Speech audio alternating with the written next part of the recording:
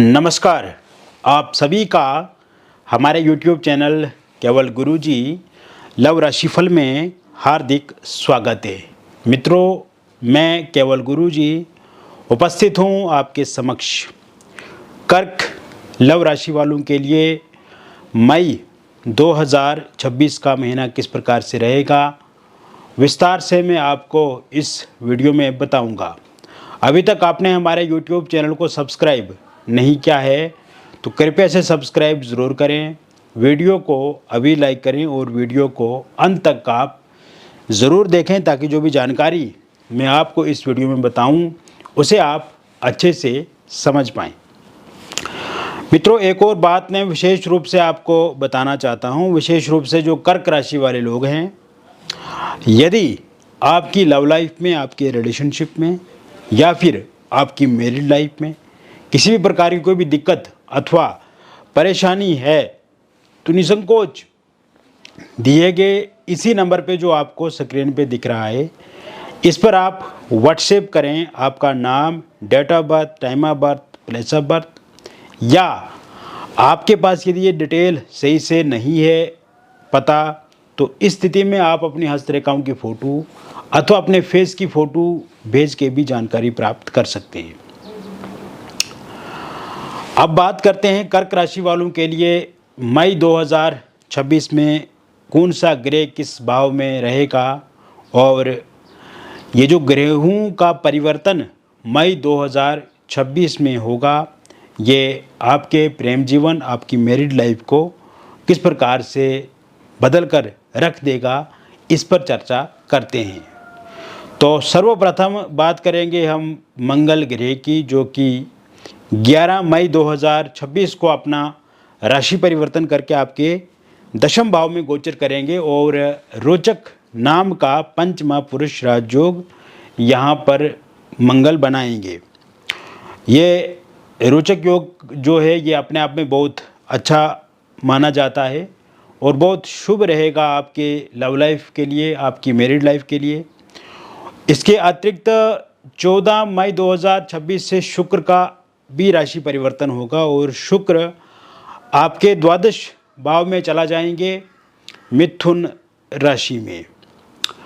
बुध और सूर्य एक साथ 15 मई 2026 को अपना राशि परिवर्तन करेंगे और यहाँ पे वृषभ राशि में लाभ भाव में ये दो ग्रह गोचर करेंगे और साथ में बुध आदित्य नाम का एक बहुत सुंदर राजयोग दो ग्रहों की युति होने से बनेगा, सूर्य और बुध की युति से। गुरु आपके द्वादश भाव में ही रहेंगे और छठे भाव के स्वामी होने के कारण से यहाँ पर विपरीत नाम का राजयोग भी बनेगा। केतु द्वितीय भाव में रहेंगे, राहु अष्टम भाव में रहेंगे और शनि आपके मीन राशि में रहेंगे नवम भाव में। एक और बात मैं बताना चाहूँगा आपको कि बुध का इस बार दो बारी परिवर्तन होगा राशि का और 29 मई 2026 को भी बुध राशि परिवर्तन करके आपके द्वादश भाव में चला जाएंगे, ये जो मिथुन राशि में स्वराशि का, तो इससे भी विपरीत नाम का राजयोग बनेगा। यानी कि दो विपरीत नाम के राजयोग बनेंगे, एक बुध आदित्य नाम का राजयोग बनेगा और रोचक नाम का पांचवा पुरुष राजयोग भी दशम भाव में देखने को मिलेगा। तो कुल मिलाकर के जो ग्रहों की स्थिति है वो बहुत अच्छी दिख रही है। कर्क राशि वाले लोगों के जीवन में यदि हम पिछले कुछ समय से देखें तो एक उतार चढ़ाव वाली स्थिति उनकी लव लाइफ में दिख रही है, उनके रिलेशनशिप में दिख रही है, उनकी मैरिड लाइफ में दिख रही है। और कहीं ना कहीं इस समय में यदि हम आपके लव लाइफ को, आपके रिलेशनशिप को, आपकी मैरिड लाइफ को देखें तो ब्रेकअप होता हुआ मुझे दिख रहा है पिछले कुछ समय से, सेपरेशन होता हुआ दिख रहा है मुझे पिछले कुछ समय से, और ईगो क्लैशेस आपस में दिख रहे हैं, मिसअंडरस्टैंडिंग्स बहुत ज़्यादा देखने को मिल रही हैं, थर्ड पार्टी के कारण से भी आप दोनों के बीच में लड़ाई झगड़े हो रहे हैं पिछले कुछ समय से। सिंगल लोगों की लाइफ में भी एक स्थिति जो है वो एक तरह से नेगेटिव दिख रही है। लेकिन चूँकि मई में बदलाव है, मई में सकारात्मकता है, मई का महीना प्रेम वाला महीना है, रिश्तों को संवारने वाला महीना है, बिगड़े हुए रिश्तों को फिर से ठीक करने वाला महीना है। तो 11 मई 2026 से जो समय शुरू होगा, इस दिन से आप देखेंगे मित्रों, आपके ओवरऑल लव लाइफ में सुधार होता हुआ मुझे दिख रहा है। अब इस बीच में क्या होगा, विशेषकर 11 मई से लेकर के 29 मई 2026 के बीच में बहुत सारे ग्रहों का यहाँ पर राशि परिवर्तन होगा, और जो चेंज वो करेंगे, जो बदलाव करेंगे, उस कारण से उन ग्रहों की वजह से सीधा उनका सकारात्मक प्रभाव आपके जीवन पर पड़ेगा, आपके पार्टनर के जीवन पर पड़ेगा।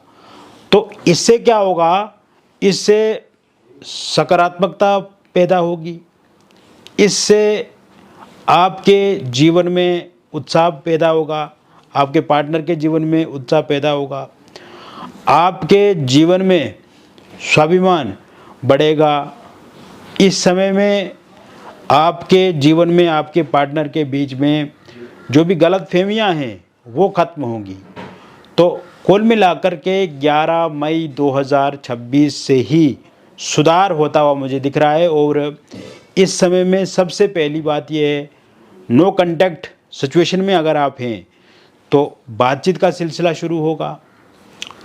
इस समय में फ़ोनिकली, सोशल मीडिया पे या मैसेज के माध्यम से भी आप एक दूसरे के साथ बातचीत करेंगे, टेक्स्ट करेंगे, वीडियो कॉल करेंगे, वर्चुअली जुड़ेंगे, आमने सामने मुलाकात होंगी, और जो भी बातचीत आप दोनों के बीच में होगी वो फ्रूटफुल बातचीत रहेगी, मतलब वो असरदार बातचीत रहेगी और उसमें निष्कर्ष निकलेगा। तो नो कांटेक्ट सिचुएशन पूरी तरह से ख़त्म हो जाएगी। बातचीत की प्लेटफॉर्म पे आके, बातचीत की टेबल पे आके आप दोनों ये तय करेंगे कि रिलेशनशिप को आगे बढ़ाना है। जिन लोगों का ब्रेकअप हो गया है उनका पैचअप होगा, रियूनियन होगा, सेपरेशन समाप्त होगा। इस समय में लॉन्ग डिस्टेंस रिलेशनशिप में जो लोग हैं, वर्चुअली खास तौर पे जुड़े हुए हैं, तो उनका भी यहाँ पर सही होता हुआ दिख रहा है।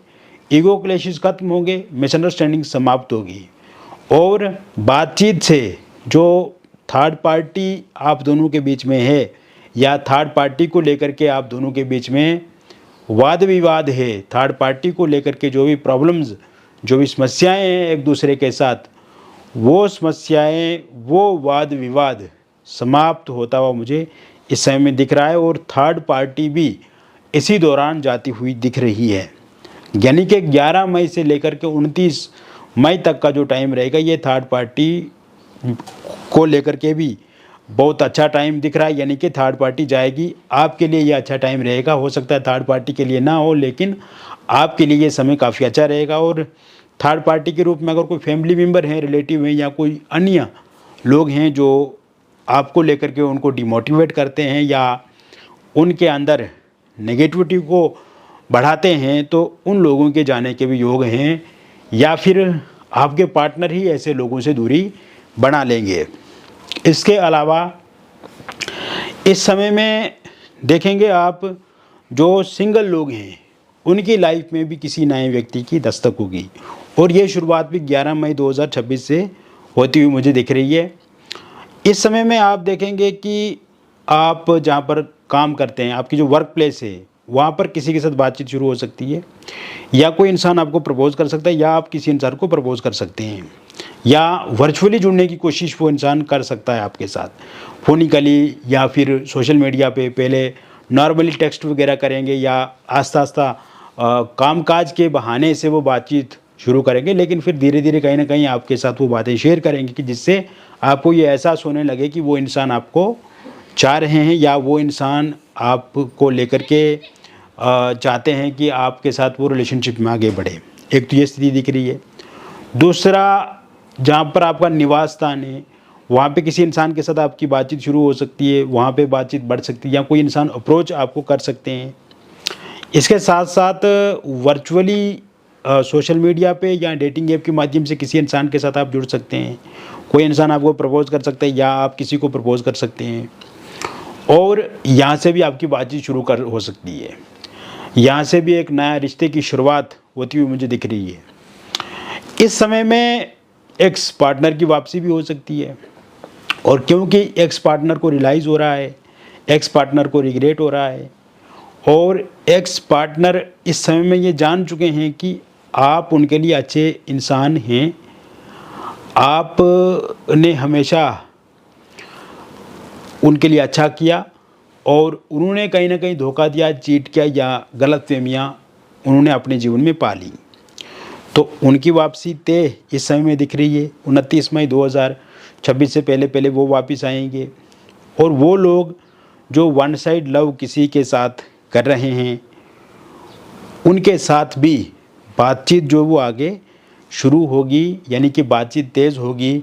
बातचीत नहीं हो रही है तो बातचीत बढ़ेगी, या वो इंसान आपको प्रपोज़ कर सकते हैं या आप उन्हें प्रपोज़ कर सकते हैं, इस तरह की स्थिति भी बन रही है। यानी कि कुल मिलाकर के वन साइड लव करने वाले लोगों के मन में जो भी विचार हैं सामने वाले पर्सन को लेकर के, वो विचार पूरे हो सकते हैं। यानी कि आपकी जो इच्छा है वो इच्छा पूर्ण होती हुई मुझे इस समय में दिख रही है।